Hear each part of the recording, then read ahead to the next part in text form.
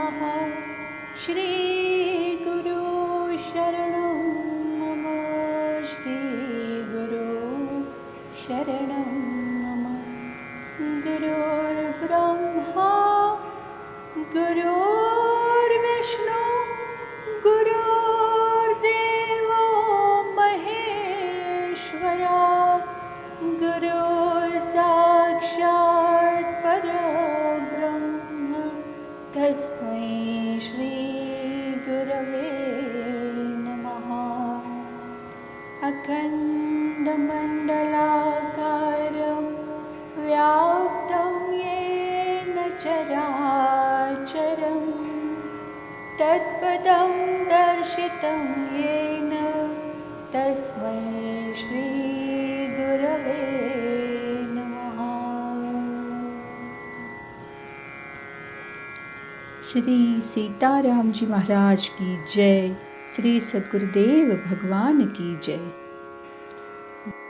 हमारे आचार्य महाप्रभु अनंत श्री विभूषित प्रेमावतार पंचरसाचार्य देवर्षि शिखर पद समलंकृत स्वामी श्री राम हर्षणदास जी महाराज जी द्वारा रचित वैष्णवीय विज्ञान ग्रंथ के कल के भाग में हमने वैष्णव की भक्ति, वैष्णव का अनुराग एवं वैष्णव में रसोपासना इन अंशों की चर्चा को श्रवण किया था।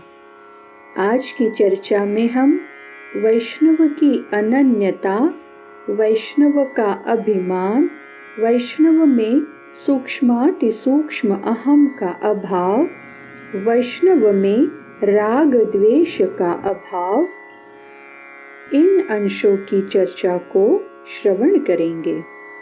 सर्वप्रथम वैष्णव की अनन्यता। विष्णु पद वाच्य एक परब्रह्म सब ओर से व्याप्त हो रहा है। व्याप्य भी वही, व्यापक भी वही। उससे अतिरिक्त किंचित भी अन्य वस्तु के भाव का अभाव ही त्रिभुवन में प्रतिष्ठित है। अर्थात सारे के सारे संसार को भगवत स्वरूप समझना वैष्णव की अनन्यता है। देवतांतरों के शेषत्व एवं साधनांतरों के आश्रय का परित्याग अर्थात भगवान के आश्रय को ग्रहण कर अन्य आश्रय का न्यास ही वैष्णव की अनन्यता है।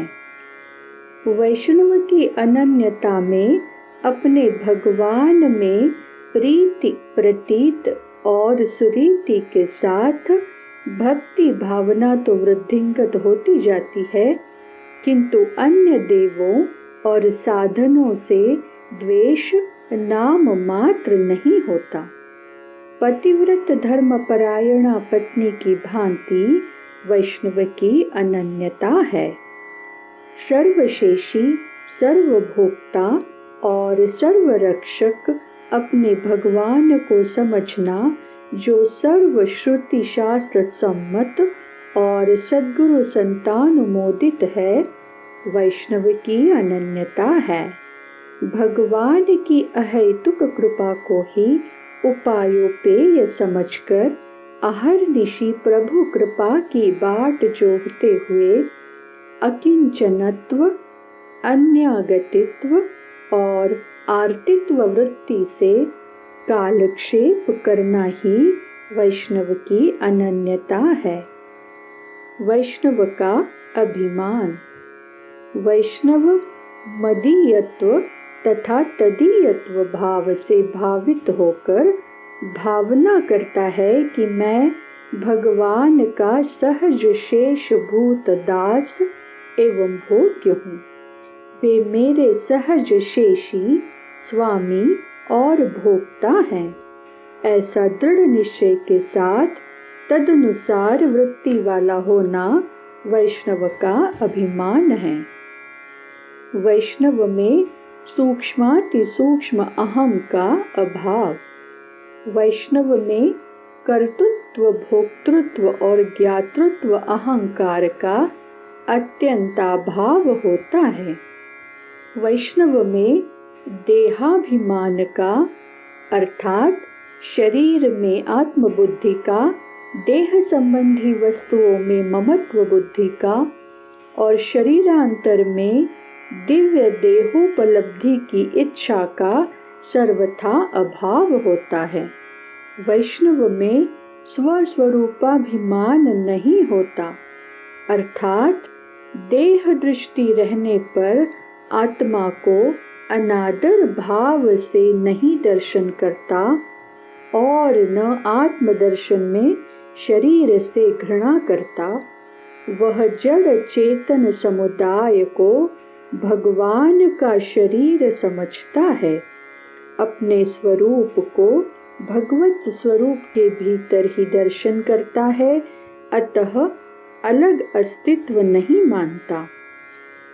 वैष्णव उपायाहंकार बिना ही कर्म, ज्ञान, योग, भक्ति और प्रपत्ति का अनुष्ठान किया करता है।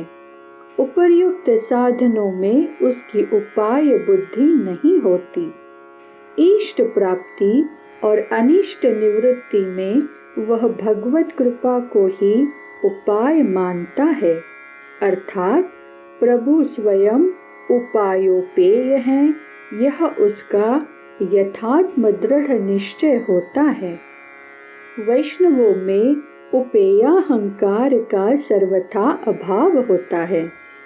मैं भगवत कैंकर्य परायण हूँ का अहम अपने में नहीं प्रवेश करने देते। जिस प्रकार अंगी के अंग अंगी के सुख के लिए अंगी के रुख को पहचान कर अंग सेवा करते हैं बिना अभिमान के, जैसे हाथ बिना अहम के सिर को खुजला देता है, उसी प्रकार वैष्णवजन निरभिमान प्रभु कैंकर्य किया करते हैं। वैष्णव में अहम के न होने का भी अहंकार नहीं होता। वैष्णव में राग द्वेष का अभाव। वैष्णव की दृष्टि में जब कोई अपना और पराया ही नहीं तो वह राग द्वेष किससे करे। अस्तु वैष्णव राग द्वेष विहीन होता है। जब वैष्णव को घट घट में बैठे हुए उसके प्रभु ही दृष्टिगोचर होते हैं तो वह द्वेष किससे करे। अस्तु वैष्णव द्वेष रहित होता है। वैष्णव को जब किसी प्राणी, पदार्थ और परिस्थिति से प्रतिकूलता आभासित होती है तो वह उसकी प्रतिकूलता में अपने पाप के परिणाम को एवं अपनी परिस्थिति सुधारने के लिए प्रभु प्रेरणा को हेतु समझता है। अस्तु किसी प्राणी, पदार्थ और परिस्थिति से द्वेष नहीं करता। वैष्णव किसी से द्वेष करना परमात्मा से ही द्वेष करना समझता है, क्योंकि सर्वभूतों में अंतर्यामी रूप से भगवान ही प्रतिष्ठित हैं, ऐसा उसका दृढ़ ज्ञान है। प्रतिकूल व्यवहार करने वाले प्राणी को भवरोगी समझकर उल्टे उसके कल्याण की कामना करने लगता है। वैष्णव जगत के परिवर्तनशील असत अविद्यामय स्वरूप को समझकर उससे उदासीन रहता है। अस्तु वह राग द्वेष विहीन होता है। वैष्णव राग और द्वेष को बंधन समझकर उससे सर्वत्र और सदा पृथक रहता है। वैष्णव के हृदय में जब अहंकार का अभाव हो गया और ममता की मृत्यु हो गई तो बिना जननी जनक के राग द्वेष का प्रसव कहाँ से हो। आज की चर्चा को वाणी यहीं विराम देती है। कल अगले अंशों की चर्चा की तरफ बढ़ेंगे। श्री सद्गुरुदेव भगवान की जय।